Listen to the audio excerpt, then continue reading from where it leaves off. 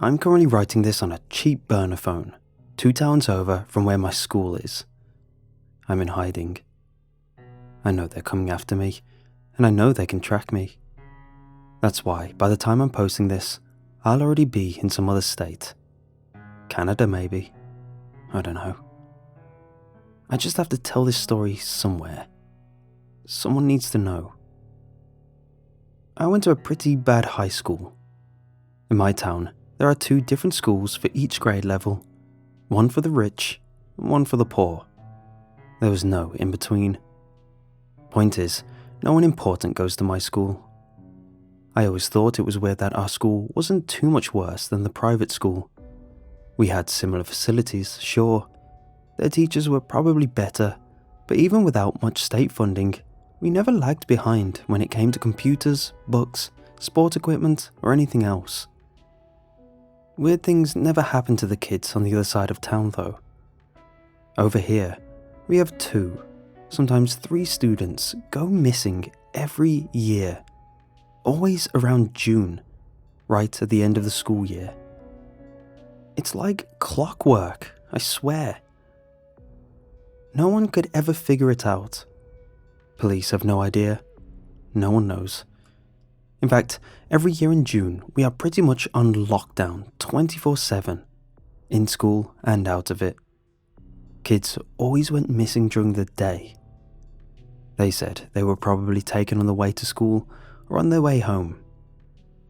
I know the truth. The reason I got to where I am is so damn stupid.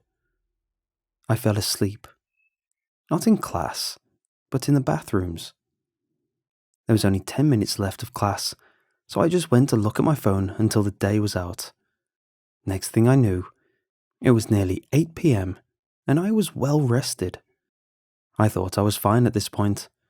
My parents had a dinner date, and so they wouldn't be home until 10. I'd just have to walk home before then and not get abducted. It wasn't so simple. Making my way out of the cubicle, I opened the bathroom door into an unlit, eerie hallway. It was late evening. Not too dark to see, but not bright enough to make it easy. As I walked down the hallway, I began to feel uneasy. Something wasn't right.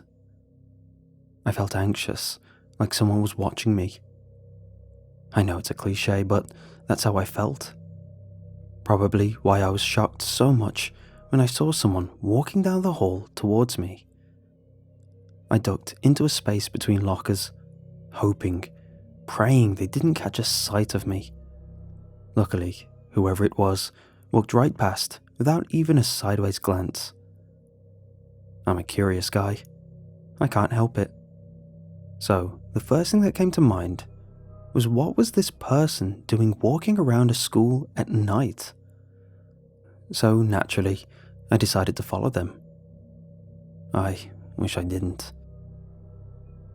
Making their way down the hallway, they made a right turn and walked towards the doors that led out into the patio area adjacent to the auditorium, which was where they were headed. When I saw them enter the auditorium, I didn't hear loud music or see much light, so it's not like there was some school function I'd missed. They entered the building in a pretty weird way, looking over their shoulder and knocking before someone from inside let them in. At this point, I just had to know. So I walked around the side to take a peek through the windows. Looking in, I saw a strange scene. It looked like how a comedy club was set up. Tables dotted the floors, each occupied by couples. At the front, there was a speaking lectern and 2 poles sprouting up out of the ground, each maybe 6 foot high. Around the building, there was a series of waiters serving food, what looked to be some kind of chicken and a salad. I recognized people in the crowd. There were several of our teachers, including my history teacher, Mr. James, who was always nice to me, even if I was a dick in class.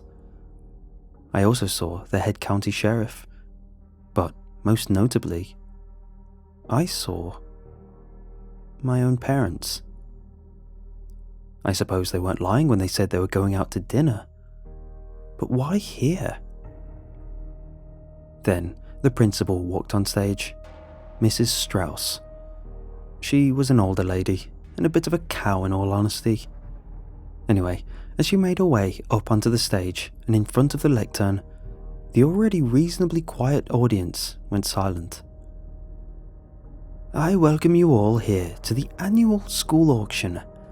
As I'm sure you already know, prices start off at $120,000. What the hell is this? I thought. What could they be auctioning that's worth so much? Is this why our school could afford all the things we had? These thoughts all went away in an instant, replaced with a deep sense of dread. The head of PE, Mr. Sanders, walked onto the stage.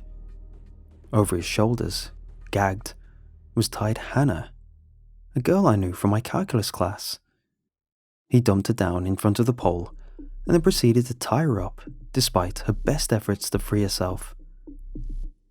And so, here's our first specimen for sale tonight, my principal said. She sounded excited, as if she had been waiting for this moment, practicing in front of a mirror. I felt sick. Hannah Browntree, 17 years of age, 137 pounds, 5'6" and healthy. She was donated by her parents, who couldn't be here tonight, but they did give a reason for their choice. I quote, Hannah was a lovely girl, but with another little one on the way, we needed some extra funds. So why not sell her for a good cause? Happy bidding. I'll remind you that once she is sold, it's up to the owner what they want to do with her. I gagged. How could someone sell their own child? I sat down when the bidding started. I couldn't watch. I sat in shock for a good 5 minutes. This is why so many of our students were going missing. And my parents knew. How could they go along with it? I couldn't just let this slide. I had to help in some way. Get Hannah out. After they finished, Mr. Sanders came back to manhandle Hannah into the drama office, a room behind the stage. After I saw him drop her in there and then walked out, I knew what I had to do. Walking around to the other side of the building wasn't hard. I just had to stay below the windows that ran along the side of the building.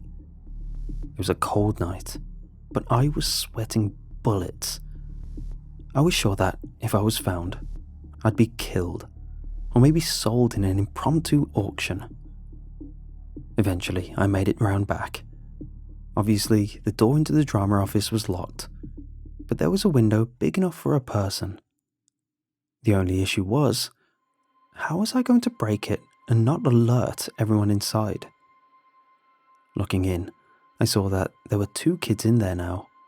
Hannah was curled up in a ball, facing the corner, and a boy whose face I couldn't quite make out in the dark sat with his back against the wall. I knocked on the window and they both looked up. I motioned to see if there was any way they could open it from the inside, but it didn't look like there was. Screw it. Time to break it and hope for the best. I don't think it could have gone any worse. The window smashed, loud enough to wake the dead. Even so, Hannah managed to make it out before Mr. Sanders and 2 other men rushed inside to hold down the other boy. We couldn't go back. We ran out of the back of the school, through the teacher's car park, and out into the main road. Behind us, I could hear them getting closer. I deduced that the best way to get away would be to run through the backyards of some houses and into the fields that surrounded the town. Running through, the teachers, particularly Mr. Sanders, was still hot on our trail. No one seemed to even notice us, which, looking back, isn't too weird considering most of the staff of the school lived pretty close by. Eventually, we made it to the fields in what would be record speed should running from your teachers be a hobby. But then Hannah tripped and twisted her ankle. I got her up onto her feet, but was spear tackled by another teacher. I knew this was my fight or flight moment. I could stay here and maybe overpower him, but in the end get captured, or just run away without Hannah. I chose the latter.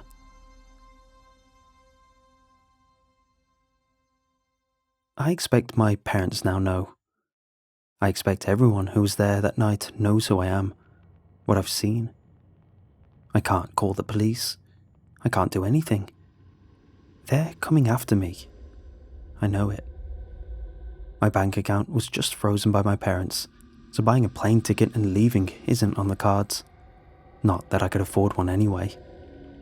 But, as I said, by the time you're seeing this, I'll either be dead or far, far away from where I am now.